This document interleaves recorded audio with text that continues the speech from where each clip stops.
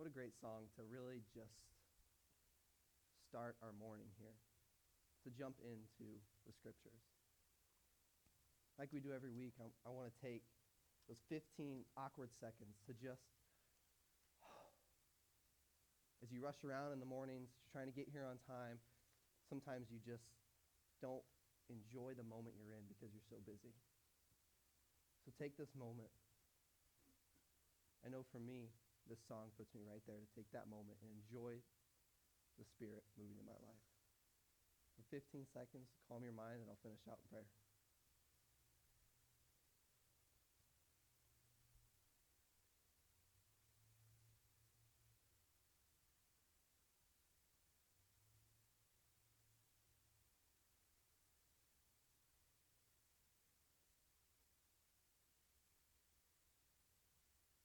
Dear Lord, thank you for this time. Thank you for this moment to come together as a family, to enjoy your presence, your love, your leading, and your mercy throughout our last week and through this next week. Lord, thank you for everything that you've done, for your work, for your leading, your love. Lord, as we get so busy sometimes, we forget that you're always working even in that busyness. So, Lord, if we can take that time today to just experience you, that's all we need. Lord, bless this time. It's in your Son's name. Amen. Amen. Kiddos, you're good to go. Offering plate can be passed around. Oh.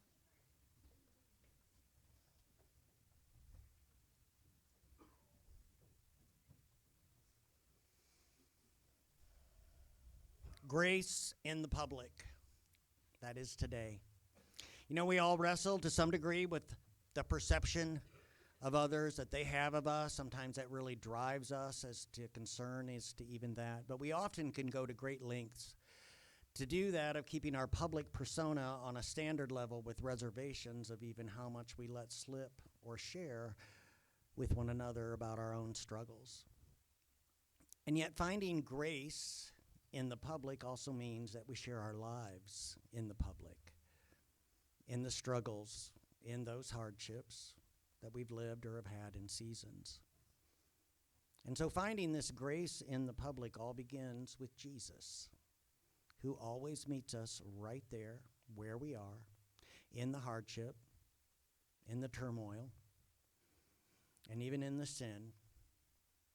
And he begins to help us navigate as we come to him and then turn ourselves to becoming more authentic with one another. We've had so many really great stories so far. We're about halfway through this series today. And so today it's no different, specifically as Anthony shares his story of grace that he has found in that of the public.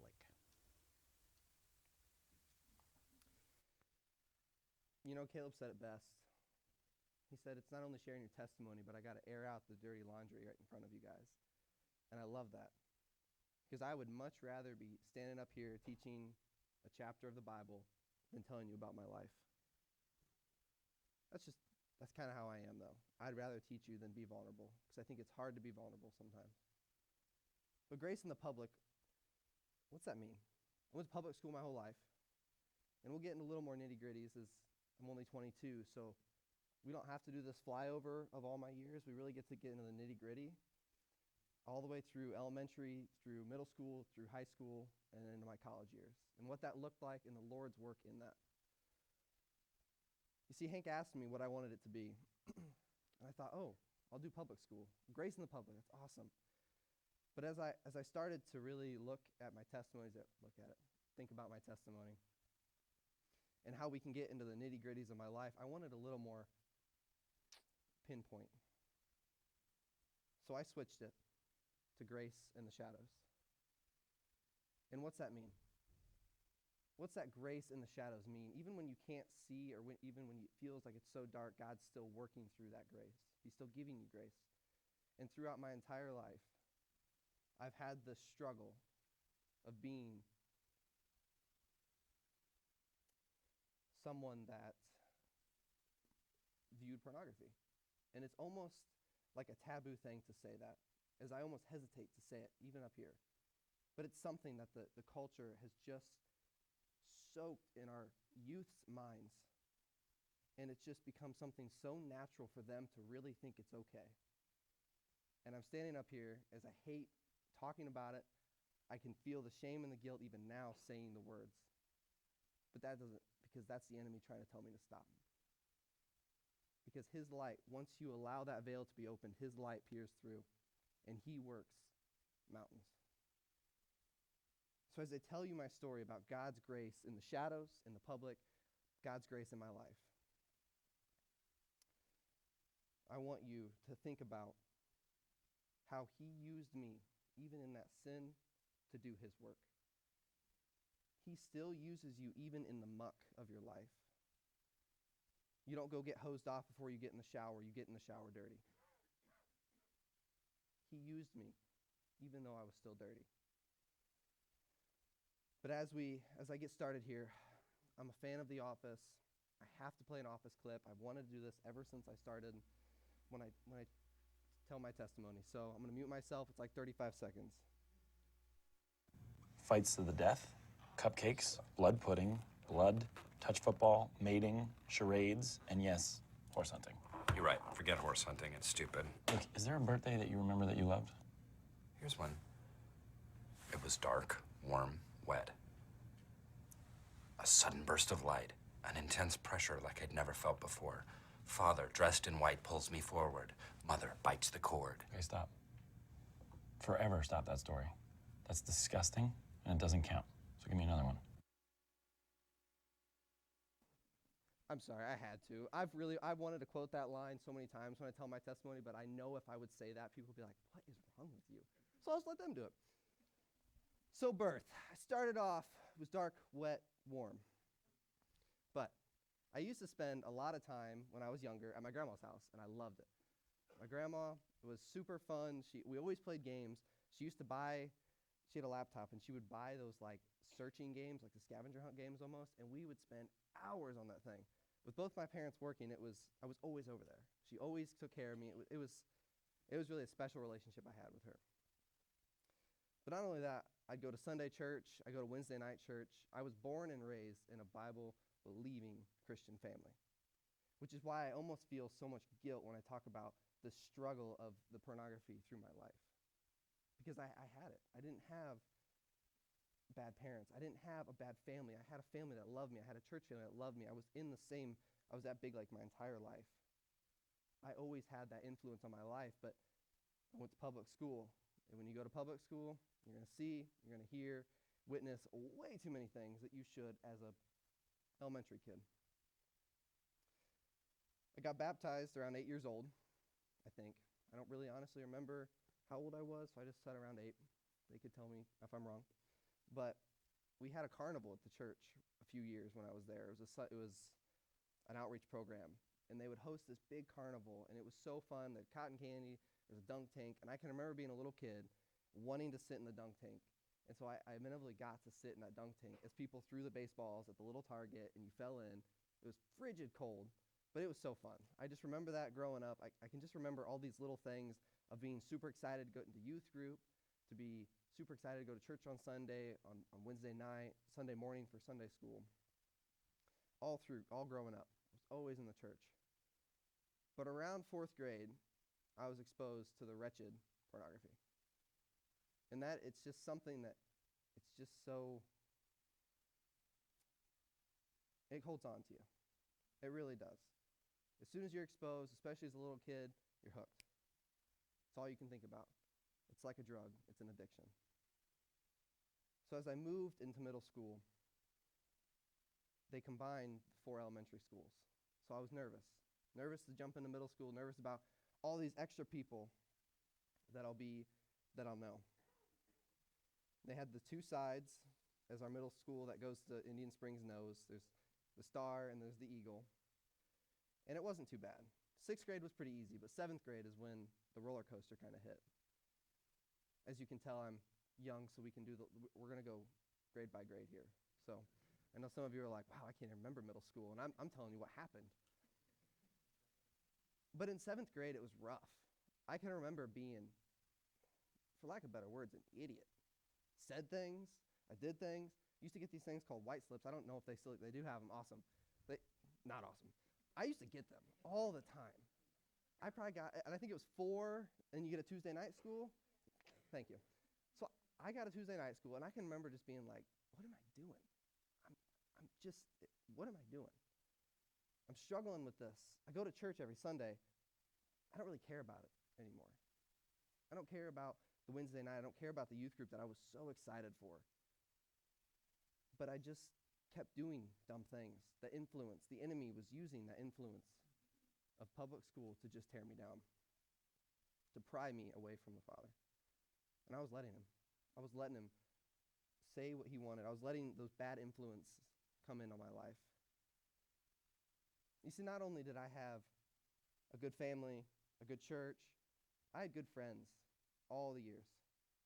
I had a great group of friends. We didn't do anything stupid. I'll tell you later on, but the stupidest thing we did was steal a traffic cone and set it at a friend's house. So we were good. We were good kids, but I still struggled with that.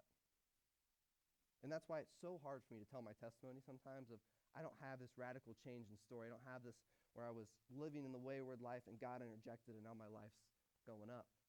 I have this life where it's just always been me and God. But somehow I feel like I screwed it up. Somehow I feel like my normalness just got washed away and that the Father still loved me through all of it. But I didn't feel that sometimes. I was stuck in the desert, as hard as that is. So 7th grade, I was doing dumb things. And around 8th grade, it was pretty normal. I shaped up a little bit. I got Tuesday night school, I had to shape up. But we used to play video games. Me and my buddies would play video games every night.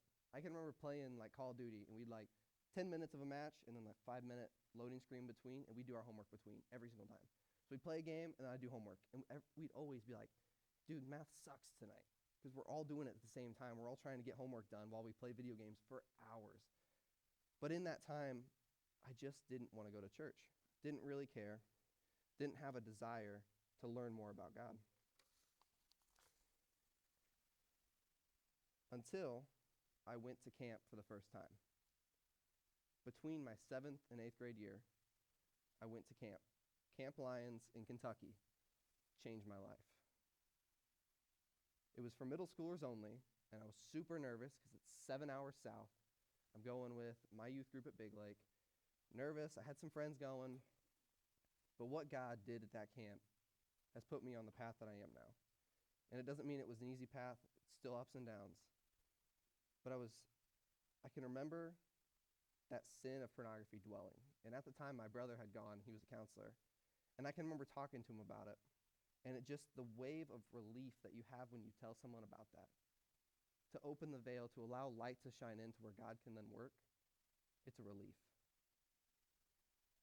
But I can remember at that 7th grade camp, little Anthony felt like he was being called into ministry. And at camp, everybody kind of feels like they're being called into ministry. You're on the super spiritual high, you love it, you're all about God, you're crazy about him. But mine felt really serious. And I told some people, and they kind of just you're at camp. They brushed it off. I'm like, okay, that's fair. So I kept wrestling with it. So as I go into 8th grade, I'm at State Youth Convention. I'm wrestling with this calling. I've kind of just brushed it off as something I don't really think was real. Maybe it was just the feelings. And I was down in Indianapolis for State Youth Convention, which is ISYC. And I can remember walking back from downtown Indy to our hotel, which is 15-minute walk, and I was walking next to one of my really good buddies now. We were talking back and forth, and I was like, dude, I think I want to go to ministry, but I don't want to cause church hurt. That's always been my biggest draw, is church hurt. I've never really been involved in much church hurt, if any, but it's just always been something that I've just been scared. The enemy used that fear of church hurt to hold me back to what I could do, what the Lord wanted me to do. So I talked to him about it, and he just asked me some simple questions. I don't want the drama, the hurt that can come from church. I don't want the cause of that. And it held me back. James 3:1 For my scriptures, you don't have a printout in your in your bulletin. But you could read the book of James, and that was what I based my life on. I read the book of James over and over again.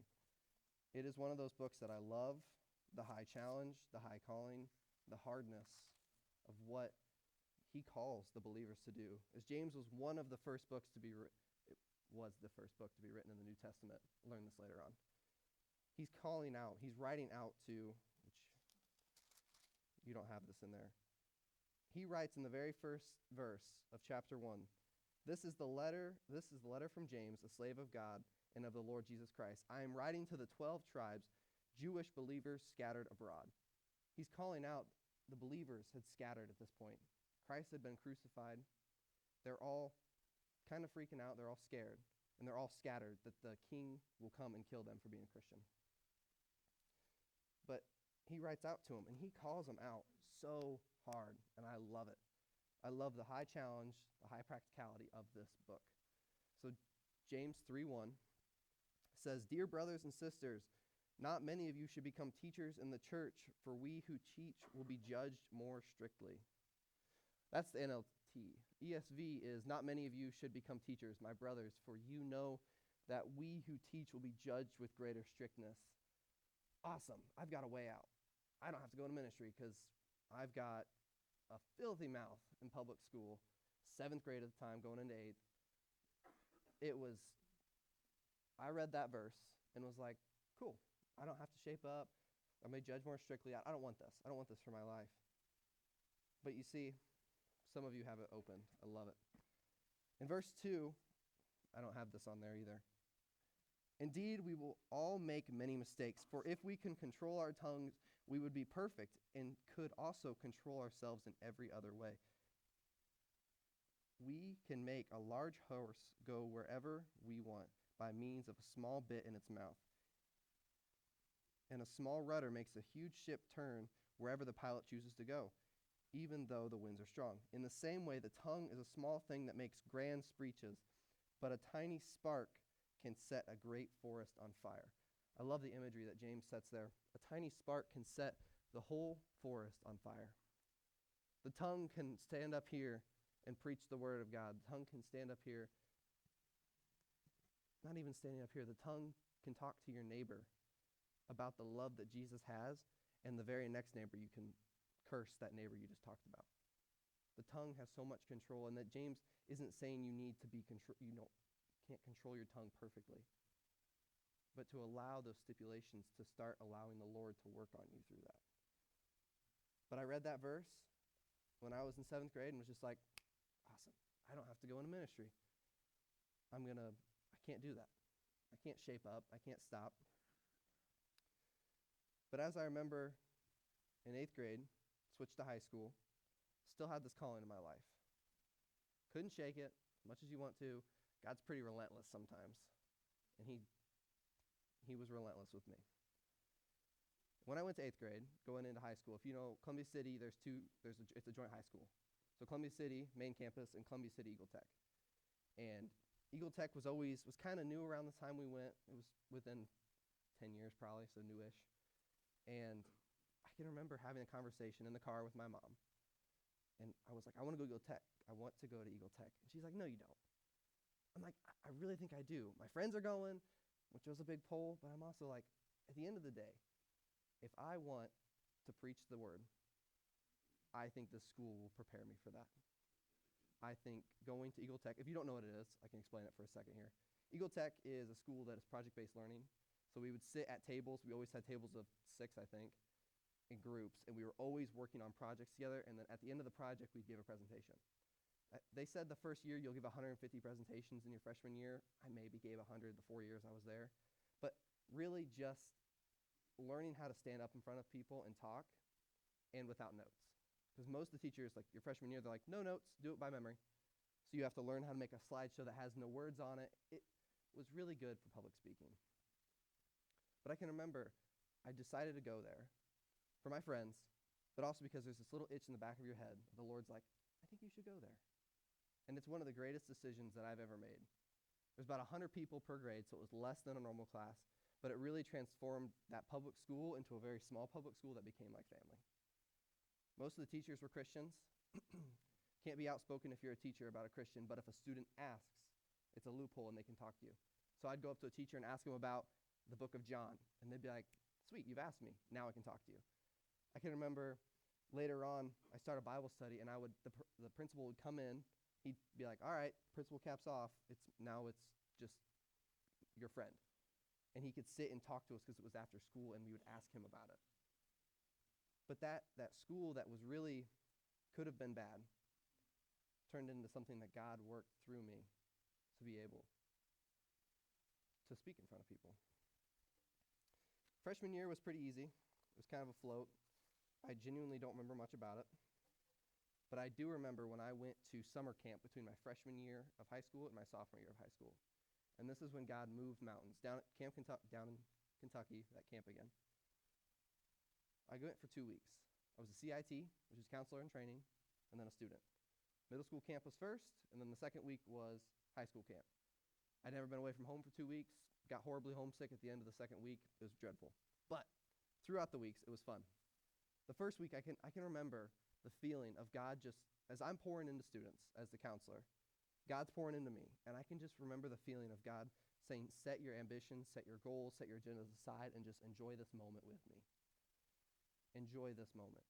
The grace, the love that the Lord has for you. It was really getting me in tune for the Lord, and when senior high camp came the second week, God moved. He moved big. That's the year I got called into ministry. And I can remember, for a couple years now, I've been struggling with that calling. I was like, I don't really know. I'm kind of an idiot. I say a lot of dumb things. I do dumb things. I'm still viewing this pornography over the course of these years. It's still got that grip on me that I'm shamed and guilt-ridden by. But he's like, set that aside and just listen to me. And God was able to call me into ministry in a way that I never, when I tell people, they kind of look at me like, you're kind of crazy for that. I asked him for two things. I said, all right, God, I got two things. If I'm going to go to ministry, it needs to be something it needs to be grand. I need this song, "Oh Come to the Altar," to play, which it's a live band, and we hadn't played it the 2 weeks I was there. Wasn't super popular at the time. "Oh Come to the Altar" to play, and I meant to bring it but forgot. I have a little block of wood that's like literally that big. And I needed that to move on the floor. I'm standing up here so you know the answer. But the next song was "Oh Come to the Altar." And I can remember standing there. Some of you, you know that feeling you get when like you feel like the Lord's moving and you just get chills head to toe? I felt that. As soon as I prayed that, Lord, I need these two things to happen and I'll go into ministry. The next song, "Oh Come to the Altar." And I'm like, seriously? Dang it. Okay. So I walked back. The altar was all the way in the back of the room, pushing through high schooler kids. And I sat down at the altar for maybe 3 seconds. I was like, all right, Lord, step one done. Sweet, thanks. Went back up front. Got up front, started singing. It's one of my favorite songs. So I'm singing it, and I'm like, oh yeah, that block of wood. And it was probably from me to the wall away. So I looked at it. That looks different. So I'm in the wrong seat. So I shimmied over. That still looks different. Okay, where's my stuff? And I'm looking around. I find my stuff. It was in the same seat I was already in. I looked at it. It was like, that looks different. Head to toe, chills. And at that moment, it was just peace and still. And I can remember that just, okay, God. Okay. It was one of the first times that I had actually gotten myself out of the driver's seat and let God drive me. Let him take control and lead me in my life.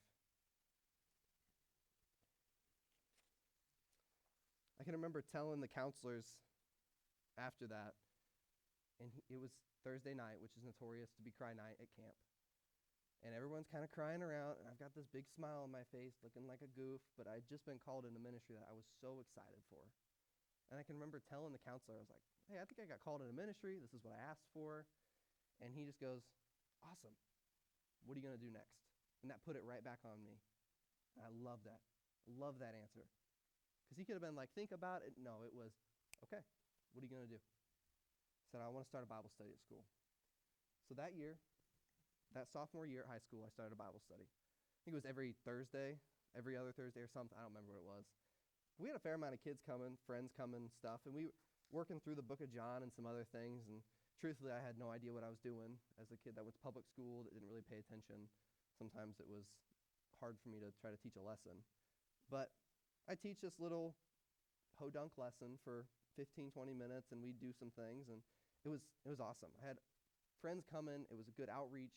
That was when we would do it after school, so the principal would come in. We'd have some teachers come in and talk to us. It was awesome. It was super fun, and it gave me an excuse to ask teachers, what do you think about the book of John? And they would sit down with me in study hall, and we just work through a chapter of John. To see the teacher light up when you ask them that, and then they can pour into you at a public school was awesome. But like most spiritual highs, they tend to fade, and the spiritual high fell, and I fell in the desert. Baseball season came up. I played baseball my entire life. Baseball season sophomore year came up, and I gave it. It was my excuse to quit doing Bible study. It became my excuse to be okay with being in the desert, to be okay with not being at church, because we had games on Wednesday. Sunday morning, I'd wake up and grudgingly go to church. I quit doing Bible study. It was one of those things that just became the out for me to say it was okay, I'm here. And so, as I went into the summer of sophomore year, I went back to Camp Lyons, Kentucky, which was my last year there, as COVID ruined the last 2 years for me. But that last year I was there, I was a CIT again and a counselor, or a student and a counselor in training. And something kind of crazy happened, and it made me run. I ran from the Lord, didn't want anything to do with him, and I shut down. Junior year ended with COVID, and then my two closer friends kind of dumped me. They gave it the excuse of not seeing me, of problems that we had before, as now we have these 8 weeks apart. They didn't completely cut ties. And I can remember that feeling of just sitting in my room, feeling all alone. I ran away from the Lord, feeling alone. The shame of pornography still is through my life, even while I'm doing things in ministry, even while I'm going into ministry, of now felt like a little tiny ant sitting. And those 8 weeks, I just sat and watched TV, watched Sunday on YouTube, and that was my life.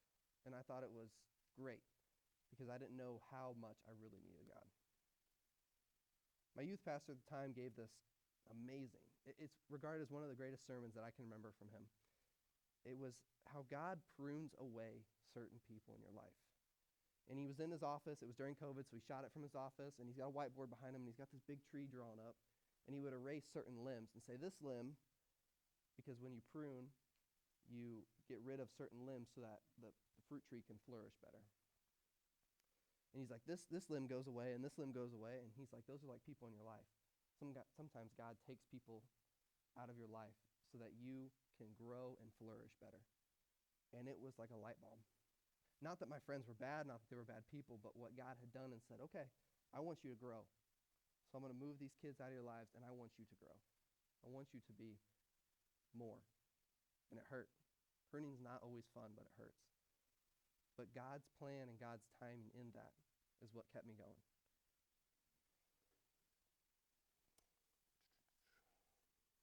I went way off script. Hang on, sorry.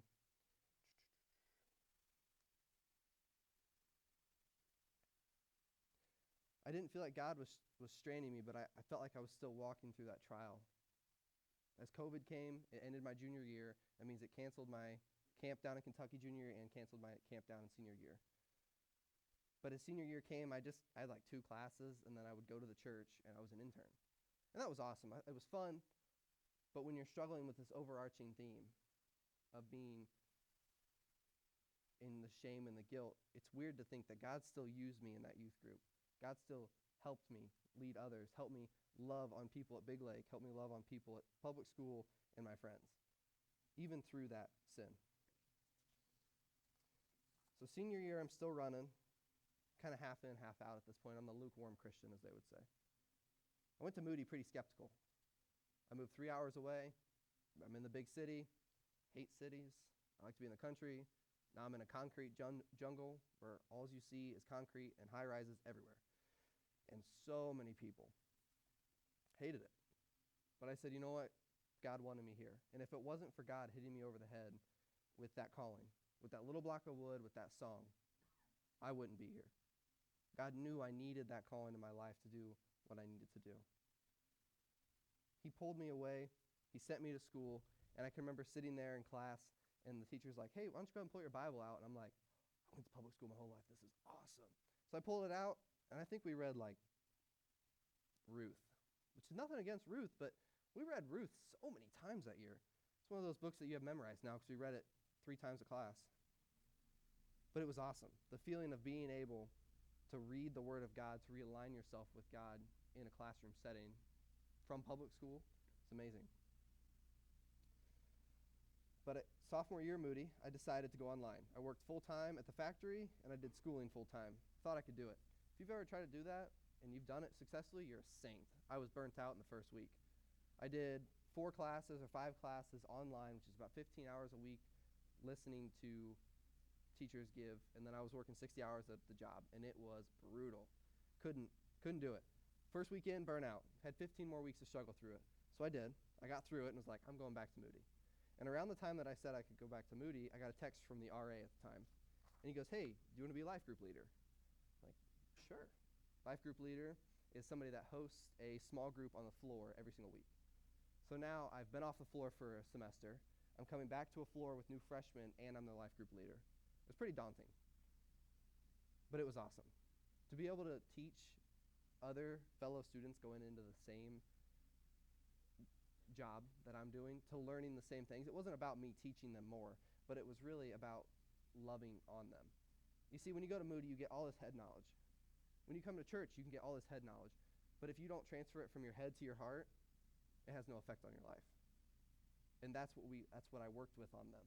If you don't transfer that knowledge from your head to your heart, you'll come across as cold and not loving.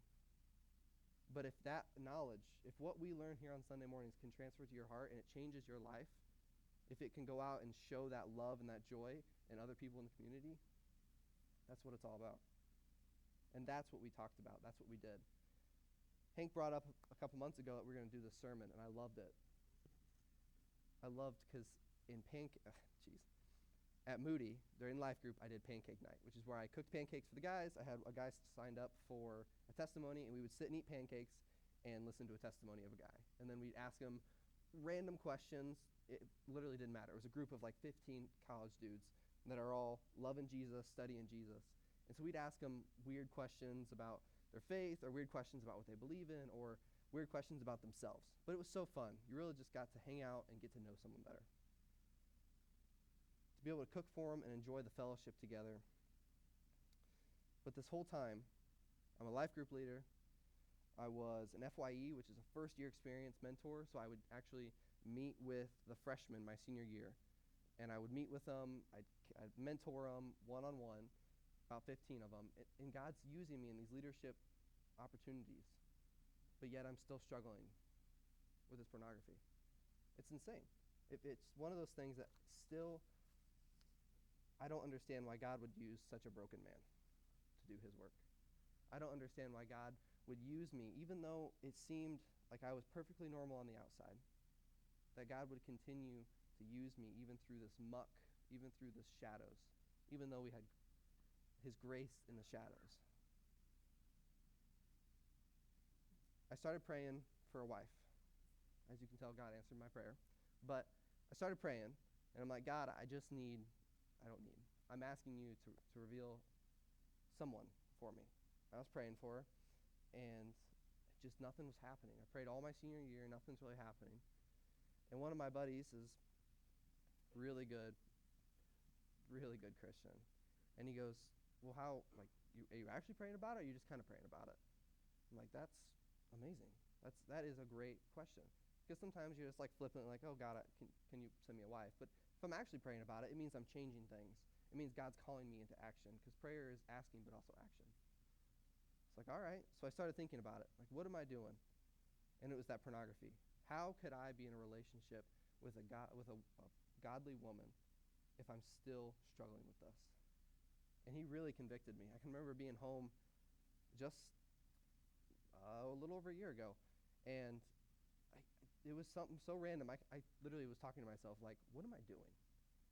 I'm screwing up. I gotta quit. It was just like real conversation, one of those like they show it in movies and stuff where the kid's like talking to himself in the mirror. I wasn't doing that, but I was having that real conversation. And it was that night that it was just like, I'm done. I'm giving it up. And God took it. I allowed him to take it for the first time ever in my entire life, to take that sin so I could walk through that. And 2 months later, we were at a friend's birthday party, and I met one of the most beautiful ladies I've ever met, and we got married just this last year. And that is God working through, and God using his timing, his love, and his grace in my life. If the singers want to come back up. You see, God used his timing, his perfect plan in my life. Sin that struggled, sin that's almost, it feels taboo to even talk about here. But he used it so I could learn how to talk to people who struggle with that. He used my story to where I can relate with the youth now that are just saturated in it. Because it hasn't gotten better. And some youth maybe even had that I'm saying this, but it hasn't gotten better. It's gotten worse. The saturation, the corruptness of that, it just continues to seep in through the public schools. It continues to be something that is a struggle. But he's able to use me to lead them and help them and talk to them. So I stand here in front of you guys, a broken and sinful man, and if I ever tell you that, thump me with a Bible and say, read that. But God's grace prevails in all things, even in the shadows. God's grace works perfectly in every situation. He allows me to stand up here and talk to you. He kept a hold of me through all these years of struggling with that. It's truly all about leaning into his love, leaning into his mercy, leaning into his grace, and following him footstep by footstep as he leads you through these tumultuous times. If God's prompting you to say no next time something happens, to give up a certain area of your life and let him carry your burden, it doesn't just have to be what I talked about, but a certain area in your life that you're continuing to drive the car instead of just saying, you know what, God, take it. So where is God extending his hand to help you, to lead you, and to love you more? I'm going to pray real quick. Dear Lord, thank you for this time. Thank you for this moment. Thank you for just allowing your grace and your love to come through in everything. Lord, we love you. And I ask that we follow you footstep by footstep. And when we stray, you come pick us up because we need the help. Lord, it's in your son's name. Amen. As Anthony was talking, I'm just going to wind up here with a thought before we sing. You know, when we're in the shadows, grace in the shadows, our perspective shifts when we're in the shadows, as well as our love will easily grow cold to the things and the importance of not staying in the shadows, but moving out into that light is what the calling is and what the battle is for all of us. You know, why would God use such a broken person? That's what Anthony asked. Why would he use us when we know our own flaws as high as they are, our own struggles, our own sins that take over all the time, and yet that grace continues to reach and call us to be what he's called of us to be. So let's close out here with this song.